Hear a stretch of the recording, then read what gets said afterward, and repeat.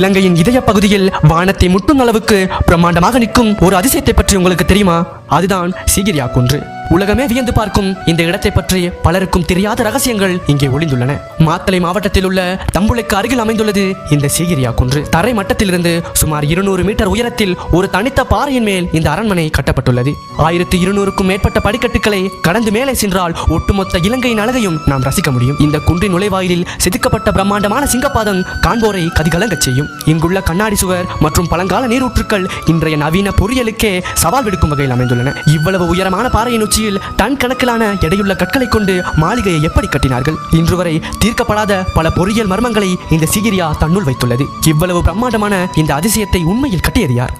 வரலாற்றில் சொல்லப்படும் மன்னன் காசியப்பனா, அல்லது இதன் பின்னணியில் வேறொரு மாபெரும் சக்தி உள்ளதா? உண்மையில் இதை ஒரு தமிழன் தான் கட்டினான். அவன் வேறு யாரும் அல்ல, மாவீரன் ராவணன் தான். இதற்கான ஆதாரங்களை அடுத்த வீடியோவில் விரிவாக பார்ப்போம்.